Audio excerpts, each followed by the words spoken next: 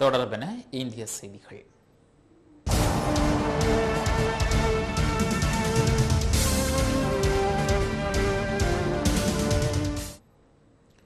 போர் விமானங்களின் எண்ணிக்கையை அதிகரிக்க இந்திய விமானப்படை முடிவு செய்துள்ளதாக நாடாளுமன்ற குழு அறிக்கை தெரிவிக்கிறது. போர் விமானங்களின் எண்ணிக்கையை 42 படைப்பிரிவுகளாக உயர்த்த முடிவு செய்யப்பட்டுள்ளது என்று விமானப்படை துணைத் தலைவர் தெரிவித்துள்ளதாக பாதுகாப்புத்துறைக்கான நாடாளுமன்ற நிலைக்குழு அறிக்கை குறிப்பிடுகிறது. தற்போது 33 படைப்பிரிவுகள் உள்ளன. ஒரு படைப்பிரிவில் 18 முதல் 20 போர் விமானங்கள் வரை இடம்பெற்றிருக்கும். எல்லை கட்டுப்பாட்டு கோட்டு பகுதியில் சீன ராணுவம் தனது துருப்புக்களை அதிகரித்து வருவதனால் வடகிழக்கு பகுதியில் இந்திய விமானப்படை தனது பலத்தை அதிகரிக்க திட்டமிட்டுள்ளது. அங்கு 2015க்குள் அதிநவீன போர் விமானங்கள் அடங்கிய 4 படைப்பிரிவுகளை நிறுத்த விமானப்படை முடிவு செய்துள்ளது. அடுத்த 10 ஆண்டுகளுக்குள் 350க்கும் மேற்பட்ட போர் விமானங்களை இந்திய விமானப்படை தனது படைப்பிரிவில் சேர்க்க திட்டமிட்டுள்ளதாக தகவல்கள் தெரிவிக்கின்றன.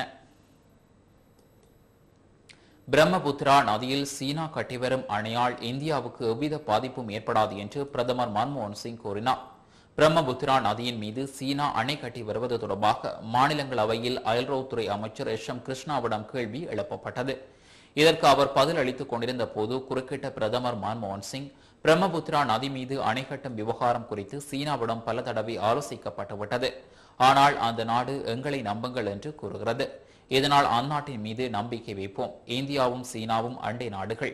இதனால் முடிந்தவரை அந்நாட்டுடன் நல்லுறவை வைத்துக் கொள்ளவே இந்தியா விரும்புகிறது. பிரம்மபுத்திரா நதி மீது கட்டப்படும் அணை நீர்த்தேக்கத்துக்காக கட்டப்படவில்லை, நீர்மின் நிலையத்துக்காக கட்டப்படுகிறது என்று அந்நாடு கூறுகிறது. சீனா இப்படி கூறினாலும் இதை அடிக்கடி ஆய்வின் வாயிலாக இந்தியா உறுதி செய்து கொள்ளும் என்று மன்மோகன் சிங் மேலும் தெரிவித்தார். அடுத்து இந்தியாவிலிருந்து எமது செய்தியாளர் எமக்கு இன்று அனுப்பி வைத்த செய்திகளை பார்ப்போம்.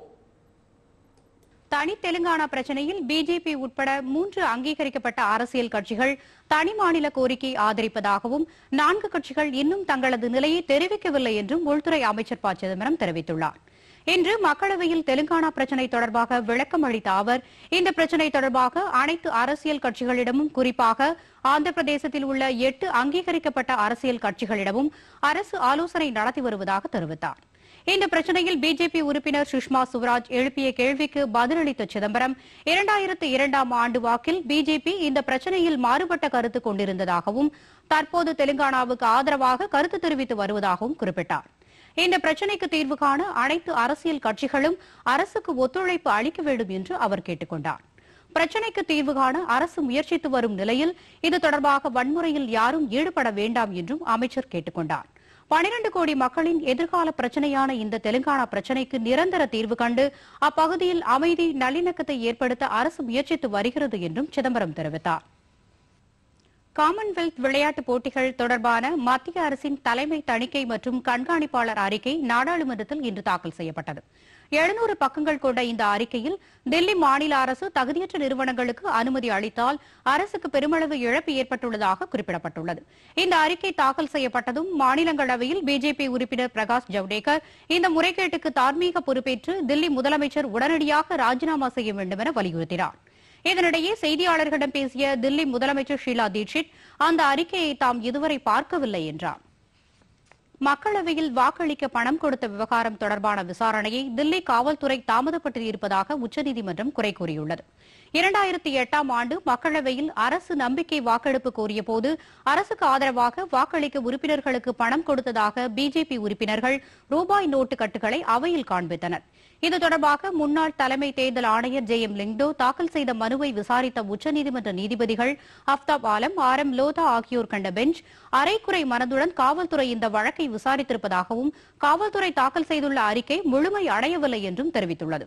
மக்களவையில் உறுப்பினர்கள் காண்பித்த 1 கோடி ரூபாய் எங்கிருந்து வந்தது என்பதை ஆதாரங்களுடன் கண்டுபிடிக்க வேண்டும் என நீதிபதிகள் கூறினர்.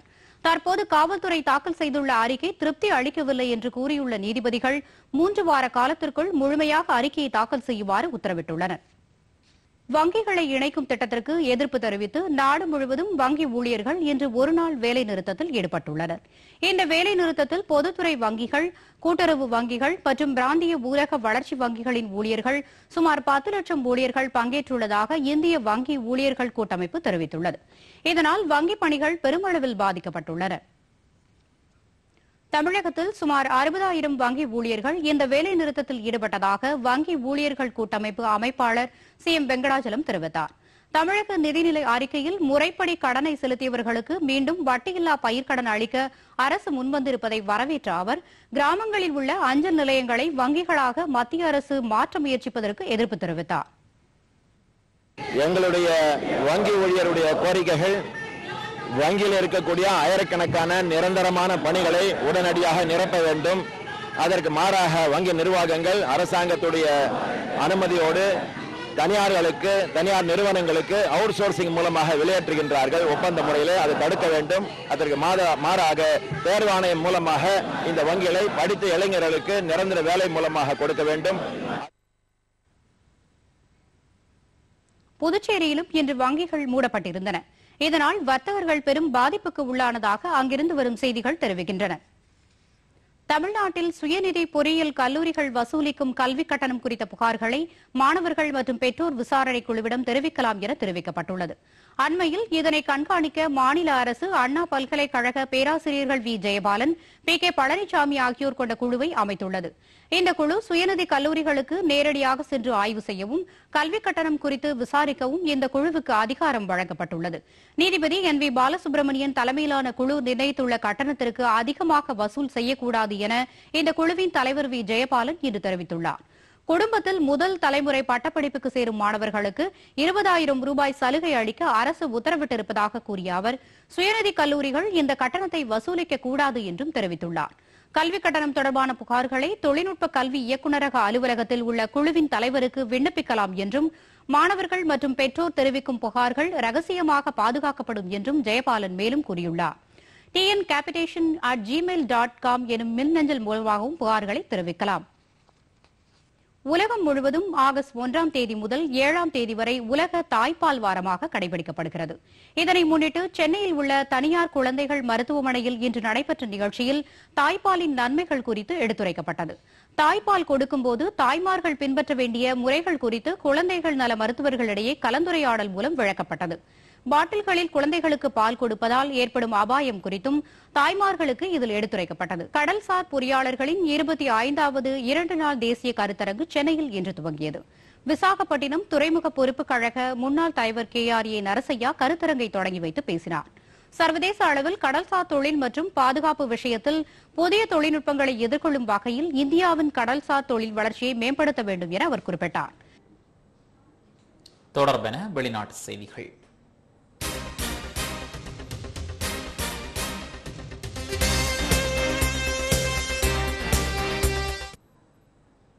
செவ்வாய் கிரகத்தில் நீர்நிலைகள் காணப்படுவதற்கான ஆதாரங்கள் கிடைக்கப்பெற்றுள்ளதாக அமெரிக்காவின் நாசா விண்வெளி ஆய்வு நிலையம் தெரிவித்துள்ளது. செவ்வாய் கிரகத்தின் மலைத்தொடர்களிலிருந்து நீர் ஊற்றுகள் வளைந்து செல்வதனை போன்ற படங்கள் கிடைக்கப்பெற்றுள்ளதாக குறிப்பிடப்படுகிறது. மனித வாழ்க்கைக்கு மிகவும் அவசியமான திரவ நீர் செவ்வாய் கிரகத்தில் காணப்படுவதாக ஆய்வாளர்கள் கிட்டத்தட்ட உறுதி செய்துள்ளனர். அமெரிக்க சுவிஸ் விஞ்ஞானிகளினால் நடத்தப்பட்ட ஆய்வின் மூலம் இந்த விடயங்கள் வெளியிடப்பட்டுள்ளன. பூமியின் நீர்நிலைகள் காணப்படும் சகல பிரதேசங்களிலும் உயிரினங்கள் காணப்படுவதாகவும், இதேபோன்று நீர்நிலைகளில் உயிர்கள் வாழ்வதற்கான சாத்தியம் காணப்படுவதாகவும் தெரிவிக்கப்படுகிறது. இதேவேளை உப்புத்தன்மையுடன் கூடிய நிலக்கீழ் நீர்நிலைகள் காணப்படுவதற்கான ஆதாரங்கள் காணப்படுவதாக ஆய்வாளர்கள் தெரிவித்துள்ளனர்.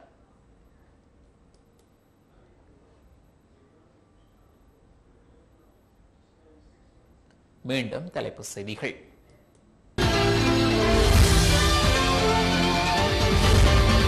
இலங்கைக்கும் இந்தியாவுக்கும் இடையில் பிரச்சனைகளை தோற்றுவிப்பதற்கு தமிழகத்தை சேர்ந்த அரசியல்வாதிகள் சிலர் முயற்சிக்கின்றனர் என்று அமைச்சர் கெகிலே ரம்புக்வெல தெரிவிப்பு. தரம் குறைந்த பெட்ரோல் விற்பனை செய்யப்படுவதாக சுமத்தப்படும் குற்றச்சாட்டுகளில் உண்மையில்லை என இலங்கை பெட்ரோலிய கூட்டுத்தாபனம் அறிவிப்பு. மீதமுள்ள 23 உள்ளூராட்சி சபைகளுக்கு எதிர்வரும் அக்டோபர் மாதம் நடைபெறவுள்ள தேர்தலில் தபால் மூலம் வாக்களிக்க அரசு ஊழியர்கள் விண்ணப்பிக்க முடியும் என தேர்தல் செயலகம் தெரிவிப்பு. இந்தியாவில் நம்பிக்கை வாக்கெடுப்பில் எம்பிக்களுக்கு பணம் கொடுத்தது தொடர்பாக 3 வாரத்தில் விசாரணை நடத்தி அறிக்கை தாக்கல் செய்ய டெல்லி காவல்துறைக்கு உச்சநீதிமன்றம் உத்தரவு. செவ்வாய் கிரகத்தில் நீர்நிலைகள் காணப்படுவதற்கான ஆதாரங்கள் கிடைக்கப்பெற்றுள்ளதாக அமெரிக்காவின் நாசா விண்வெளி ஆய்வு நிலையம் தெரிவித்துள்ளது.